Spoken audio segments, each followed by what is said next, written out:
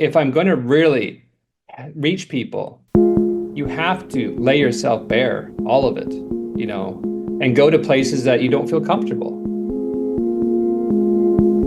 I'm Michael Tamlin. This is Kobo in Conversation. My guest is David A. Robertson, author of many, many books, including the Governor General's award-winning illustrated works like When We Were Alone and On the Trapline, both illustrated by Julie Flett. He's also the author of the ongoing series for young readers, the Misawa Saga. And he's the author of the 2022 novel for adults, A Theory of Crows, as well as a memoir from 2020 called Blackwater, Family, Legacy, and Blood Memory. His new book is All the Little Monsters, How I Learned to Live with Anxiety. In it, David tells us the story of the mental health struggles that he's faced all his life. David A. Robertson, welcome to Kobo. Thanks for having me. You have written, as I said, books for children, books for adults, and and books that sort of cross over between the two, graphic novels, memoir, fiction, picture books, and I want to talk about all of them. So either this goes really long, or I stay really focused. So we'll see. We'll see which way this goes. When you talk about the little monsters, what do you mean? I've always felt like the anxiety that I have, and the other, mental health struggles I have, like depression, they're like an entity that I carry with me. They're kind of always walking with me, and often they're sitting on my shoulders. Mm-hmm. And when I was younger, they and they still do. They would whisper to me. They whisper like, and not like not like a hearing voices, but in my head they'd be like, you're not good enough for this, or you can't do that, or whatever it might be. And they get louder as you get older. Mm-hmm. And then in therapy, I had this great therapist about maybe 13, 12 years ago, and she had us kind of envision them as this creature, that we can either listen to, and it would grow, and it grows until it's like this huge thing that's crushing you. It's crushing down on you. And the interesting thing that happens if you don't listen to it, because you can never stop hearing it. But if you don't listen to it, it gets a little smaller. You take its power away. So it becomes this big monster, and eventually becomes this little guy that's kind of like walking with you, and you can carry it because it's smaller. And Mm-hmm. that's where the title comes from, is these little monsters that you carry with you that kind of whisper to you. And the choice is whether to listen to them or not, because they're always kind of talking to you all the time about all these things that, you're not good enough for, you can't be, or that you won't do. You talk a lot about the maintenance of appearances, like keeping masks on, um, trying to hide or conceal what's going on inside your head and often inside your body. At the very beginning of the book, you describe an event where you kind of take that mask off and let the people around you, the people in an audience, know what you're experiencing in that moment. And I was wondering if you could recount a bit of that for us. Yeah, these masks that we wear, I think they come like almost like avatars of ourselves. I've always had them for most of my career up until that moment in Calgary. I remember my first book launch in 2010. It should have been this like momentous occasion in my life. Like you should have been thrilled, celebrating this dream come true. And I was having this nervous breakdown at the time, and I could hardly stand up. I remember just holding the podium to keep myself up. But the thing is, nobody would have known, 'cause I didn't tell anybody. And that's how it was for the first several years of my career. It was this like, I'm going to pretend I'm okay. I need to be okay for this. I was in Calgary for Writers Festival, the Word Fest. And at that point, I started to write more about mental health, but in like a very insulated way. It used my characters to kind of express my own struggles. And so Shelley Youngblood, she's the director. She put together this mental health panel of advocates, and I just started to become an advocate for mental health. And there's Alicia Elliott, Sarah Leavitt, both writers, and then Sheila Rogers. So I just had a really kind of tough week, and it kind of been I felt it starting to weigh on me a little bit, maybe, but I I was kind of shrugging it off as I had taught myself to do. We were walking to the event, and it was almost this what kind of always comes in this like kind of like this like moment that just you feel it kind of like form in your chest, this Hmm. like bu buzz, and then it kind of rises. And I knew what was happening. I knew that I was starting to get a panic attack, and mid walk, and I just started to, my heart started to skip, this cold sweat, this panic, this like, these irrational thoughts that started kind of flooding me. Everything kind of just combines and has this onslaught. And we got to the library, and there's all these stairs to climb. I have troubles with stairs, so that compounded things. By the time we got to the green room, I had lost it, and usually you can't tell what's happening. This time they could tell. I think like a fellow anxiety, a person with anxiety, they can Hmm. kind of anxiety can see anxiety. So, Sheila and Alicia, and they knew what was happening. So they were taking care of me. They're great. Got me water. They're looking after me. I took some Xanax, and they were like, we got this, Dave. You can stay here. We're okay. You stay here and take care of yourself. And I was like, no, I think I better go out there. I mean, this is mental health. That's what's happening. So we all went out there together. And the first question Sheila asked was, how has mental health affected your life? And she asked me first. So I think it was probably deliberate. And I just decided that I should live that truth for the first time, really. And I just told everybody in the audience that was having a panic attack. And I think it did something to the audience. It kind of like created a safe space, Hmm. and that was when I realized the power of sharing your story. Really. And I decided in that moment it was going to be something I was going to do for the rest of my life, was just talk about it and let people know what was going on. And because I have been lucky enough to develop some kind of a platform, um, I could reach a lot of people and hopefully help a lot of people just by telling people that I'm struggling, and that I'm not okay. Maybe people could feel okay being not okay too. And in the recounting of that or in the sharing of it, does it change anything about the experience that you're having in that moment? The anxiety reaction that you're feeling.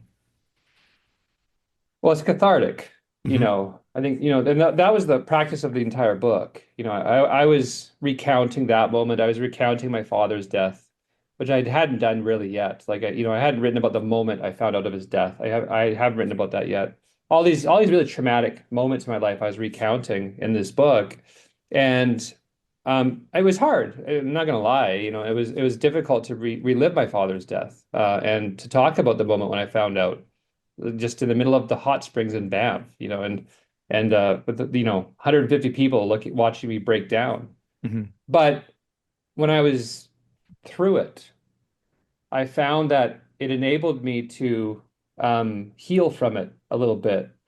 So I think, writing this book, talking on a panel about it, sharing to assembly of kids, high school kids, young kids, what I live with. It is more and more cathartic. And I'm able to recall more the more I think about the things that I've been through. And it becomes this healing practice, where I can take almost like retroactively the tools that I've been able to put into my toolbox, and at least contextualize and understand what I was going through at the time. And that's helped me in the future, and it's helped me now. I just had a massive episode in September where I was supposed to go to Germany, and I woke up about 1 in the morning with a huge panic attack. And if that had happened, 13 years ago, I would have been done. It would have floored me. I would have been out for months. Hmm. And I knew that was my body telling me that you need to rest. You've had a hard year, and I knew that if I went to Germany, I probably wouldn't come home from Germany. And now that I was going to run away, that I'd probably end my life. And so I made the decision to stay, and I was able to come out of it, quicker. Not that it's a race, but I was able to come out of it quicker and function better than I would have in the past because of the work that I've been able to do. And it's something I'll always deal with. But if this happens 5 years from now, maybe I'll deal with it a little bit better Mhm. then than I did, now. Even though I was functional within a week, I still lost 20 pounds, and I still that weight's still off. So it's tough, but it gets a little bit more manageable every time. But the trick is, Michael, is you have to be here for that. And that's what keeps me here too, because I still have suicidal ideation quite often. But I mean, you never like tomorrow could be better. Mhm. You don't know unless you get there if it's going to be or not. For a book that's all about mental illness, there's a lot of physical stuff in it, especially about your heart. You talk about constant body scanning, and can you explain what that is?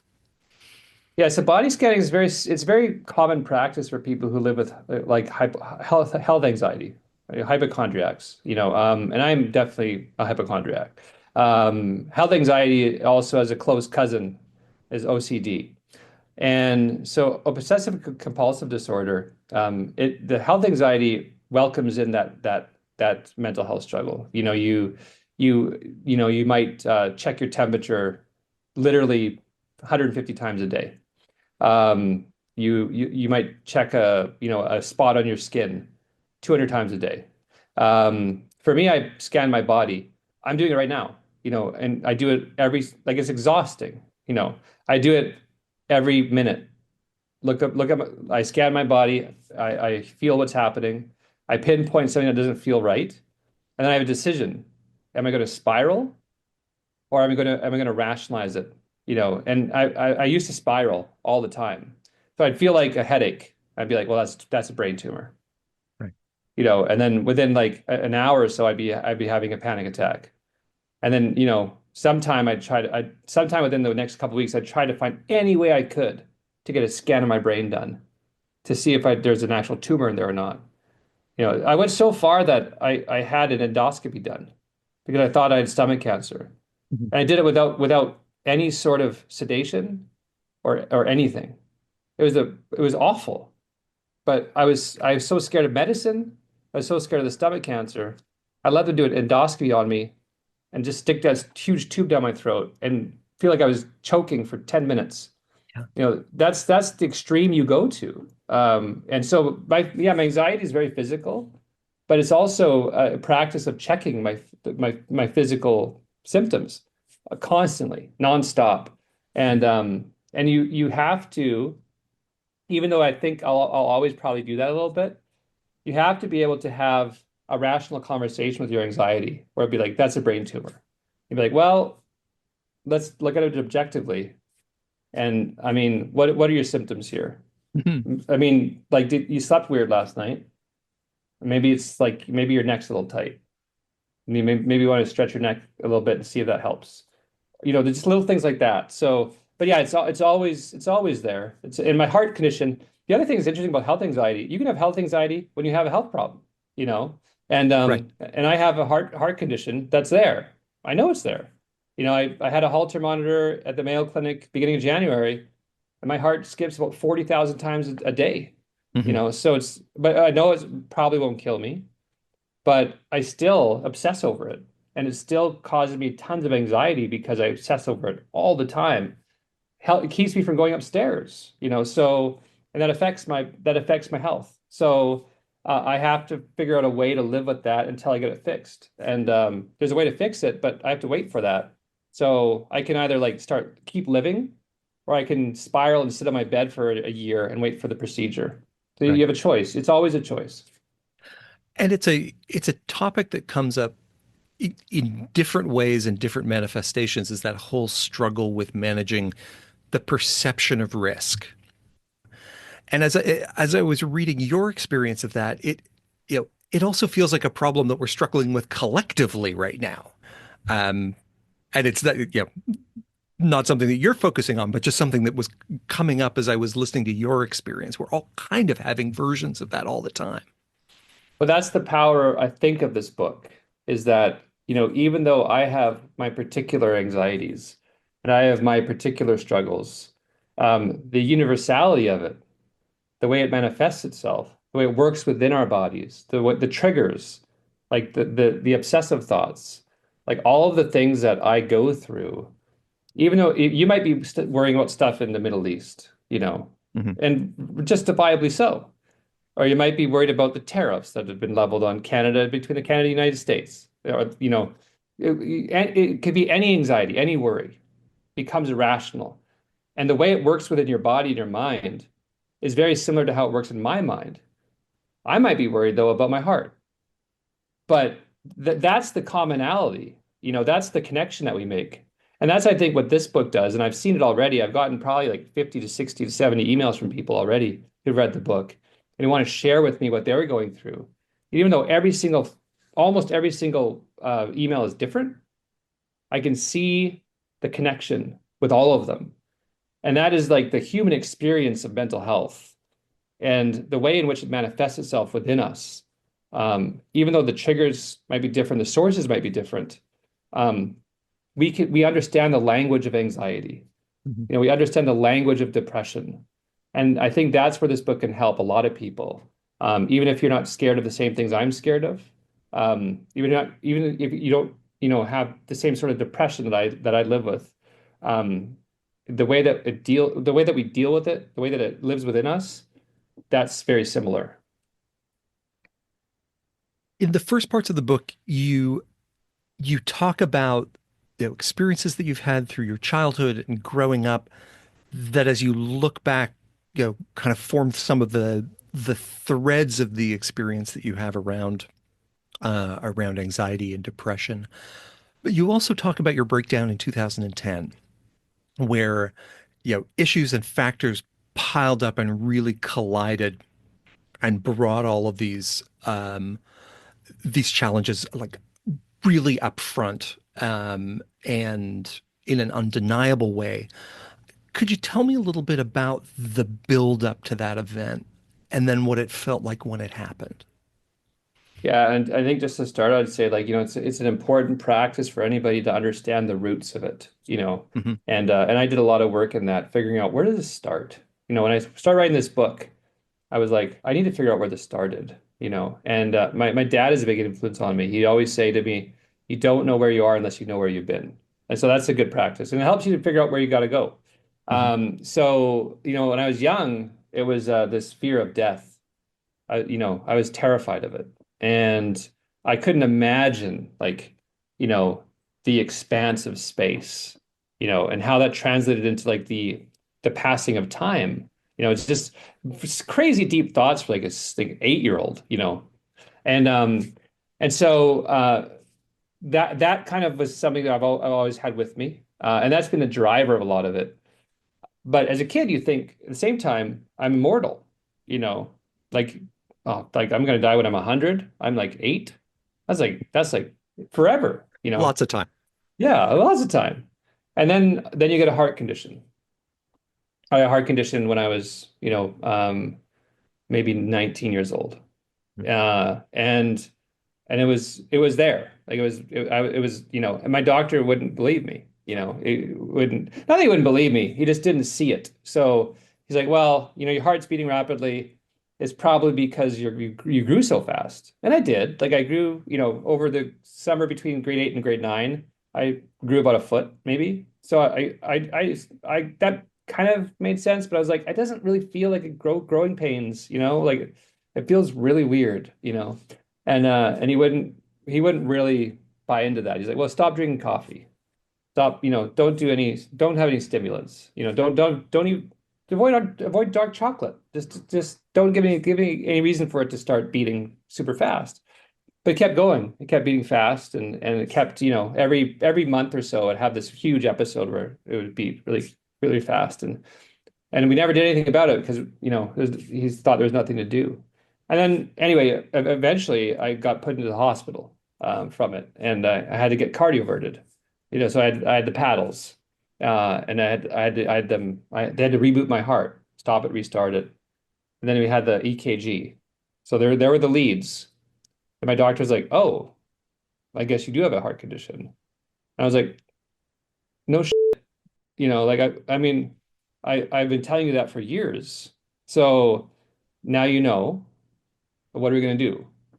Like, well, it'll take about 2 or 3 years to get it looked at properly.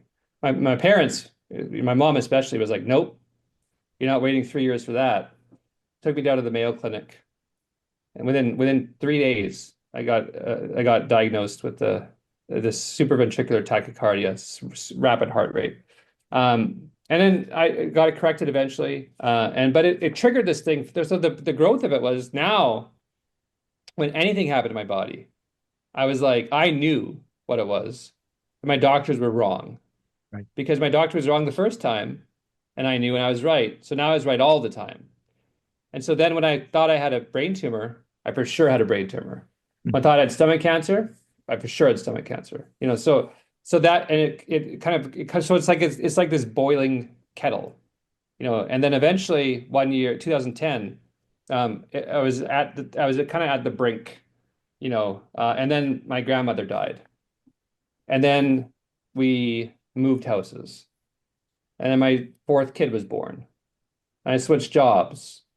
And those are huge stressors for anybody. Look at the list of stressors in life, all Mhm. those are on it, right? So my body was like, that's enough for you.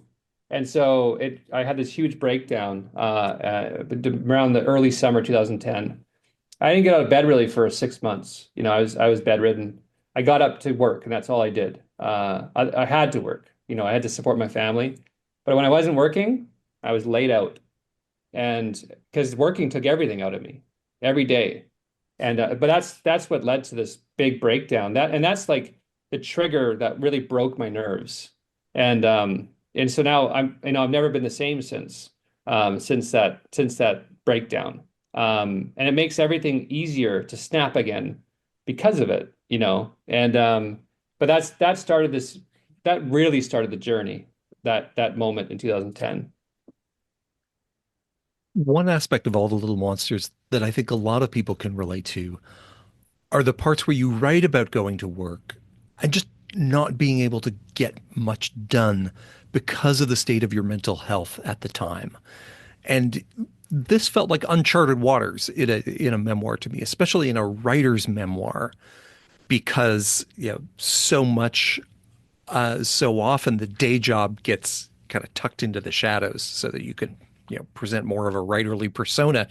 Um, but you're writing about sitting down and just not being able to get much done. What was it like to write about those stretches of non-productivity? Well, I mean, it's a little embarrassing, because a lot of this, if you initially you feel ashamed of it, and you feel embarrassed by it. And that's sometimes what keeps you from sharing what you're going through, because Hmm. you do feel ashamed of you couldn't get out of bed for the first 6 months. What's wrong with you? That's the question you ask yourself, like, what's wrong with me? Yeah. Like I was getting paid very well to run this workforce development program. And I was at my desk playing solitaire, you know, for most of the day, every day. I mean, that's hard to admit.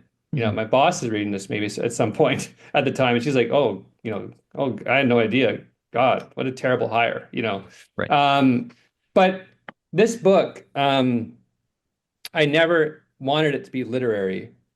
I never intended it to be what you might expect from a memoir by an author. Hmm. I wanted it to be a conversation, and if I'm going to really reach people, you have to lay yourself bare, all of it, you know, Yeah. and go to places that you don't feel comfortable. And I made the decision to do that. When I started writing this book, I said nothing's off the table.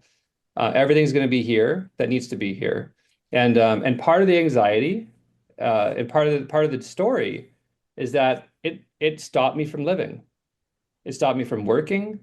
It stopped me from walking up the block. It stopped me from doing all these things. And If I am not honest about those things, I'm not connecting with people. Mhm. If you're not connecting with people, you're not achieving that engagement.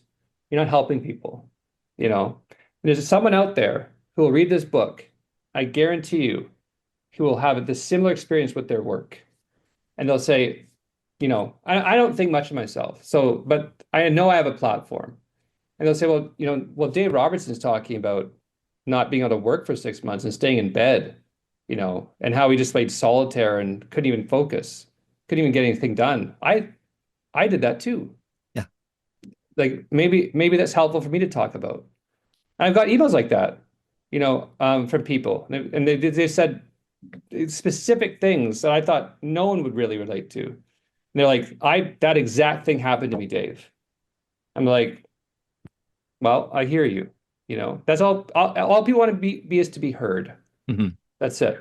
And I think so often in reading this, I encounter passages where I go, okay, that puts a name around this experience, or that gives some context to a feeling that I've had or that I know someone else has had. And just that wrapping that in a description itself becomes an incredibly helpful thing.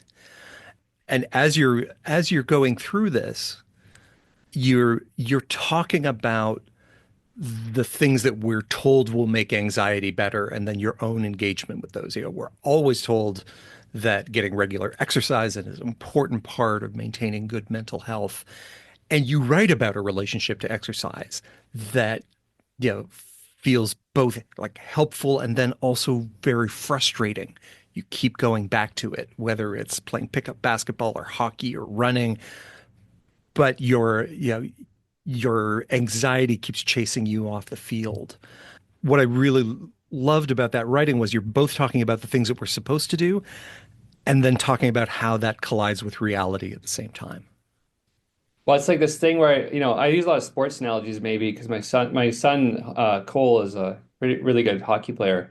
Mhm. And I used to like love I love like greatness. So I love like the best athletes. Like I love listening to like what made them great. Because you can relate to like I want to be a great writer. And so you can relate a lot of their practices to your own life. Even though you're not an athlete, you're a writer. So there's a lot of commonalities to achieve greatness. I don't think I'll ever achieve greatness, but like you learn a lot from them. One of the things Michael Jordan said is that like I think it was Michael Jordan. He's like he was not great because of the shots he made. He was great because of the shots he missed. So like failure made him great. Mhm. And so like with this journey that I'm on, I have failed over and over again. I have screwed up so many times and I've done so many things that have impeded my development in being able to live with anxiety in a healthier way. Yeah, and I still do every day. I fail all the time. I know if I exercised, my anxiety would improve. I know it. If I went for a longer walk, if I just went for a little light jog, if I took another flight of stairs instead of two, if I took three, all of that would help. And I continually fail at these little things. Um, but it also, as I've gone through my life with these failures, it has helped me to understand what it means to be successful. And not only recognize the successes that I have had, but how the failures have taught me to live better, maybe little bit by little bit.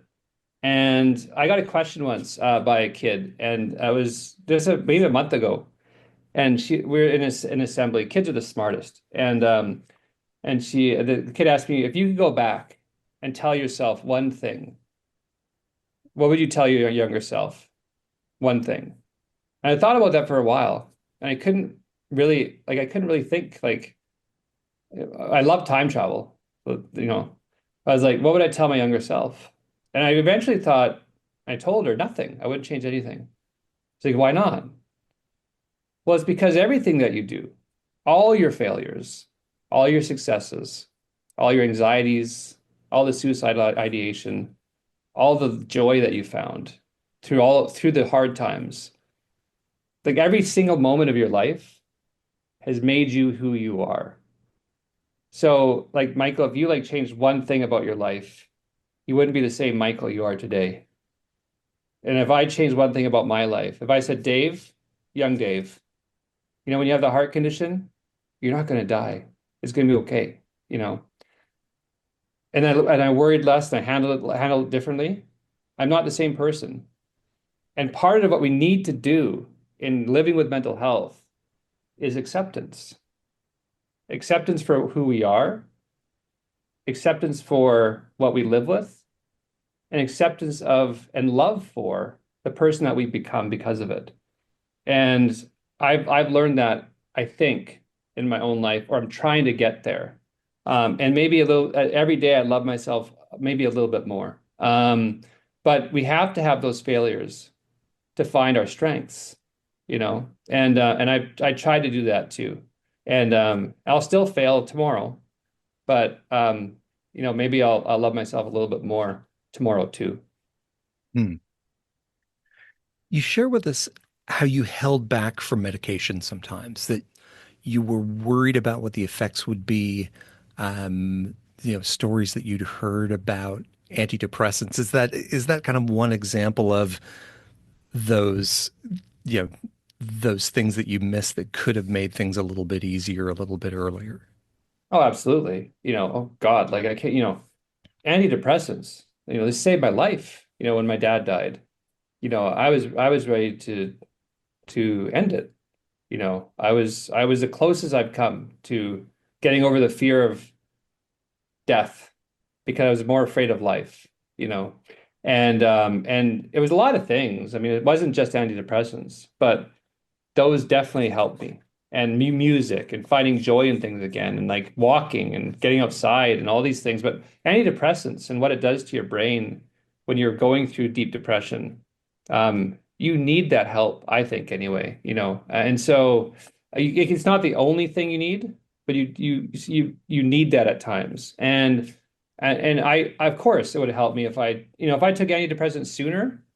I probably would have felt better sooner. If Mm. I took anti-anxiety medication sooner, I would have been able to deal with my anxiety a little better, a little sooner. But I was scared. I was scared of side effects. That's what it was. It's the simple truth that I was scared of what they would do to me, not how they would help me. And so it took me a long time to start, taking alprazolam. It took me a long time to start taking antidepressants. I took them both at my most desperate when I was like, well, I mean, I'd rather just be dead. So why not just try this medication? Because if it kills me, great, you know. And then when I started taking it, I realized, oh my God, like that would have why did I wait so long? That really helps. And then it allowed me to do other things. Like, it allowed me to do, exposure therapy. It allowed me to do like cognitive behavioral stuff. It Mhm. allowed me to, find the strength to go to the therapist. It enabled me to do other things that you need to do in concert with medication that sometimes helps people. Not everybody, but for me, yes. And so, yeah, I mean, I definitely could have taken it sooner, but I didn't. So, it's just something that, again, I've learned it so that maybe if next time I need to take a medication, I'll realize that maybe I should just take the damn thing. Or I can tell someone else. I had a kid come up to me at school just early this week, and she's like, I'm going through depression. And so we had a conversation about it. And like, maybe I'm not a therapist. I always say that. But like, if your doctor's saying it would help, then maybe you should give it a try. Just give it a try. If it doesn't work, then you don't need to try it anymore. But that so it allows me to be maybe a bit of a helper to other people in seeing what I've failed at or what I've seeing my shortcomings, I guess. And there is a part of the book that I love where you talk about all the things that lift you up, art and music and TikTok videos and like the little moments that provide, kind of boosts and help along the way. Um, and that those are also happening for you all the time. Yeah, you kind of hold on to the things that help, that speak to you and that help you. I never thought that there'd be like a social media activist, like therapist, Mel Robbins, that one line in a TikTok video she did for like, 10 seconds would help me immensely. But Mhm. that's what it was. She just had this thing where it's like when anxiety's crushing down on you, count to like whatever and just ask yourself to rewire everything. Actually, what if this will be okay? Instead of thinking this plane is going to crash, you know, I'm sure of it. What if the plane lands? Then you start thinking differently. And so that's really helped me. I found that on TikTok. So I found this interview with Stephen Colbert and Anderson Cooper. I just found it on like Instagram one day and I looked at the whole thing on YouTube. But like, yeah, I mean it could be a great resource. And you find what works for you. That's the thing. You find what works for you. And what's worked for me is not going to work for everybody. But maybe something I've done it will help somebody. But you have to seek out to find the right kind of help. I had this great book I read recently. It's the boy, the mole, the fox, and the horse. Yeah. I live by this book. It's this. I mean, I was on a plane watching the movie and I was like bawling, and And the book is beautiful. Like oh my it's just, gosh, yeah, it's so amazing. beautiful. I got off the plane and bought two books. I bought the same book. I bought two copies of it, and I was reading it through, and there's one scene out of many. Every page is helpful, but like there's one scene where the I think it's the horse who's asked, what is the bravest word you've ever said? What is the bravest thing you've ever asked for? And the horse says, help. It's the bravest thing. And why is it the bravest thing? Because it means you want to keep living. It means you want to keep fighting. I love that. I want to go back into some of the earlier aspects of your career as well. You started out as a writer of comics. Tell me what comics meant to you as a kid. I think like a lot of kids, it was escapism. You read comics. I mean, I loved comics. I mean, comics are like great for, in particular, not universally, but great for like reluctant readers, struggling readers, Yep. boys. Usually those are boys. And like I read with my brother hundreds and hundreds and hundreds of comics. Like we read comics all night, like for every day for weeks and weeks and weeks and weeks. And who were your heroes? Like who were the ones you kept coming back to over and over again? Oh, like Spider-Man. Spider-Man was my favorite. Mhm. I loved ElfQuest. ElfQuest was like an awesome, like if you haven't heard of ElfQuest, it's like this amazing kind of half elf, half human, half Yep. wolf kind of story. It's amazing. I loved like the Watchmen, when I got a little older. Hmm. So I've loved like Cosmic Odyssey and like all these different things, right? So, but I read anything and everything, and so as I got older and I wanted to start seeking out being published for the first time, I wanted my books to be used in classrooms. That was my main goal. I wanted them to be used in classrooms because I felt like I wanted to write books that would help people, whether educate people or help them in some way. I've always tried to do that. And so I thought, well, what is the best way to write a book that will be in the classroom? And I just felt like comics, because of their engagement power, would be such an incredible way to engage with kids in the classroom. So I started writing comics. And the best practice in being a writer is to read. So I kind of knew how to write a comic because I'd read thousands and thousands of them. So I started writing comics, and the first several books in my career were comic books because I just saw the power of comic in my own life and the incredible engagement in my life to the characters and the stories through that medium. And so I started, I wrote Seven Generations, I wrote Sugar Falls, I wrote, Helmut Osborne story. And I saw, because I did more and more classroom visits, how much kids were learning from them. Hmm. And I get emails from guidance counselors and teachers about how kids who didn't like to read were all of a sudden reading because they said they'd see my comic and they would read all four books in an hour, and all of a sudden they'd be more engaged in school. Yeah. Like this is incredible, right? So yeah, so I wrote comics initially just because I saw like the just how I loved them as a kid and how I wanted to read them, and I thought, how cool would it be if you could read comics in the classroom? So that's why I started doing them, and it worked, I think. And in the way that you've been doing them, you're the word guy in that art form, and you're working with an illustrator. How how was that process? How did that work for you? It was great because like I'm a very visual writer, so I always have been. And I so what I my practice is I'll imagine the comic as a movie in my head, and Mhm. I'll press pause at the best moments, and I'll kind of describe those scenes, those like little images on a script. It's like a movie script. So Mhm. when I write a comic script, it's like a movie script. So a 30-page comic would be like probably a 45-page script maybe. And I write everything down that I want to see in every panel. My frequent collaborator, Scott Henderson, he would tell me I'm very anal because I have a very specific way I want to see my images depicted on the page. I used to be so anal about how I wanted the panels to even be laid out. I Mhm. had such a specific vision. And so it's very much like a script that Scott would then take and storyboard, and then we'd go through it together and eventually come up with the final layout that he'd start penciling and inking.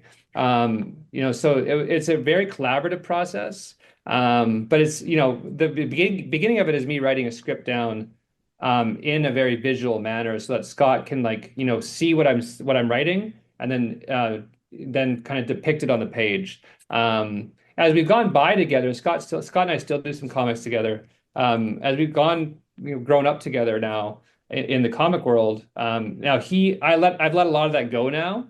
There's a lot of trust we developed, and so my scripts are a little bit lighter now because we kind of tell stories similarly, and Mhm. so now I'll give him a lot more leeway in how he wants to put things down on the page. But yeah, it's been this we kind of have this symbiotic relationship now. But it started off with me just like figuring out how to do it, and then that's how I started out doing it.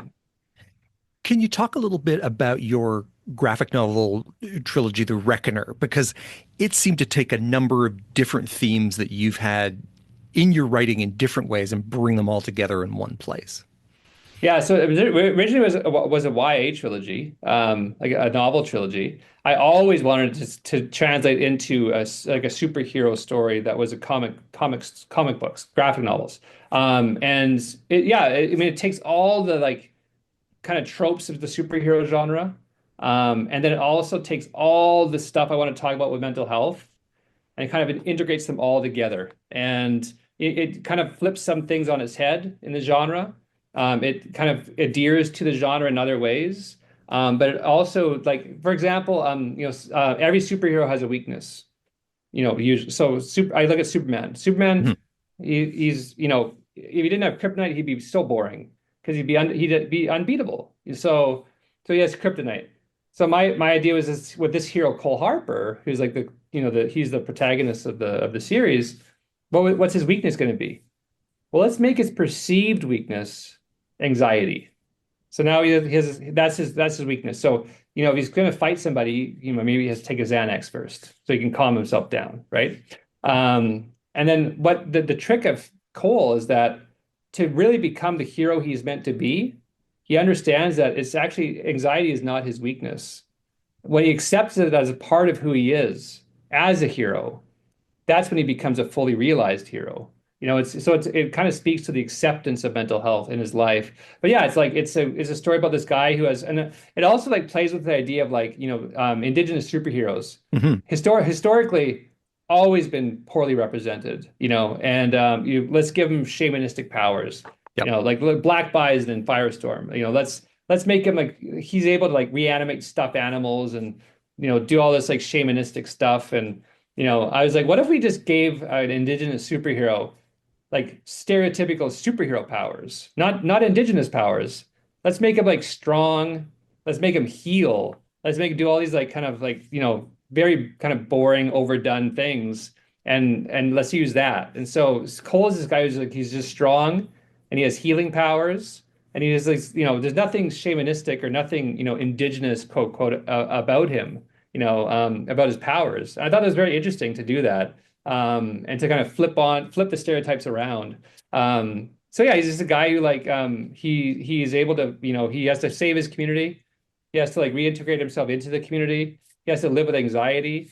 He has to fight off monsters in this big nefarious organization that kind of as the story goes on, it grows and grows and grows and grows And the power though of Cole, and why I think the power of anything is reconciliation, mental health, whatever it is. The power of Cole, what he finds out is the power of community. It's the power of community. His power is his friends. And I think that is true of any situation. Our power is in each other, and coming together as a community. So that's the Reckoner. The Reckoner is really like the precursor to a lot of my work in a Hmm. lot of ways. And it's expanded into now what'll end up being about a seven book series. It's three books and then four graphic novels. And it's all one big story. So You've written two memoirs, you've written books for young readers, illustrated works for all kinds of readers, fiction for adults. Is there a genre or a format you haven't tried yet that you're curious about or that you want to try and reach into? well, I mean, a couple probably. One of them just because it was my first love, and that's poetry. I Mhm. try to like incorporate poetry into some of the stories that I've done. Yeah, like the Theory of Crows, for example. When I wrote that book, I had to I used a bunch of lyrics because music is so important to me. I used like 8 to 10 different lyrics for different songs in the book. When my editor got the first draft, Jen Lambert, she was like, you have to pay for all these, right? And I was like, oh, I did not even think about that. So I had to like choose like two songs. So I haven't And you even. and you have a playlist for every book you work on, right? I do.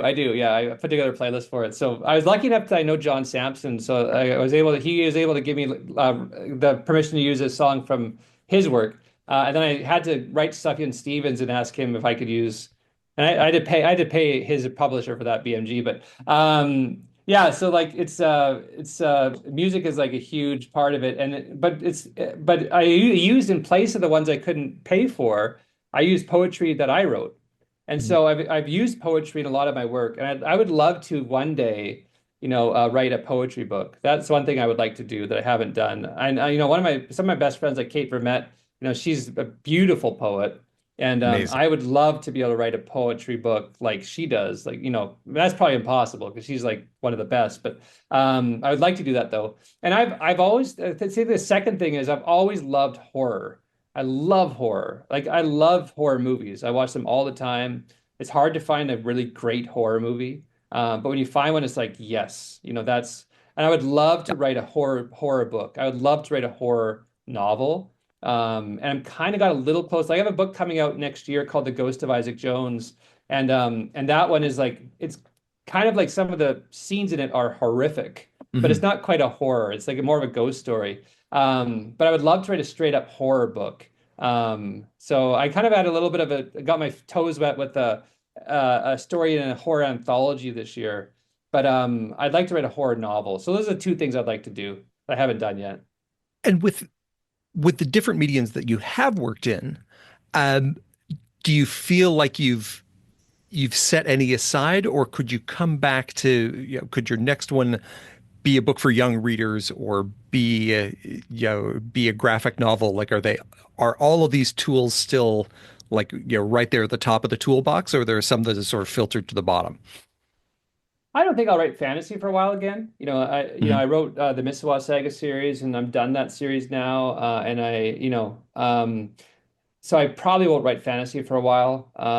But honestly, I love taking like a conventional genre like fantasy, for example, and doing something entirely new with it. So, I think Misawa is a very unique series. And so I don't think there's anything really that I would set aside and not do again. There might be things I give myself a break from, but I'd love to revisit something and see, well, now what can we do with this now? Like I love the challenge of writing new genres, new forms, or trying to do something you've done, but do it a little differently and a little so that, someone would read it and think, I've never read something like this before. I love that. And it gets me super excited. So, my favorite form of writing is probably picture books. And so, I love picture book writing. I think there's such a skill, such a mastery involved in the language to be able to write a good picture book. And I love the challenge of that. And I think that there's so many things you can do within that form that is like there's almost an endless requirement for creativity. And so I think that that's a form I'll probably return to the most is picture books, just to kind of flip that question around. But Mhm. yeah, there's nothing off the table. The thing with me is like when I have an idea, then I think, what is the best avenue or what is the best conduit for this idea to reach the reader? And that's what makes my decision. So it might be if I come up with a great idea tomorrow and it has to be fantasy, then I'll be, oh, I'll write fantasy then. So it's it's what does the idea require you to do? And about as long as I can do something new and exciting, then I'll do it. David, thank you so much for joining us. Thanks for having me. I've been speaking with David A. Robertson, author of All the Little Monsters, How I Learned to Live with Anxiety. Find it and all the books we've spoken about at Kobo and Conversation's home on the web, kobo.com/conversation. Check the show notes for a link. Subscribe in your podcast player to catch every episode. And if you've enjoyed this one, tell someone who helps you prevail over your little monsters. Kobo and Conversation is produced by Nathan Maharaj and hosted by me, Michael Tamplin. Thank you for listening.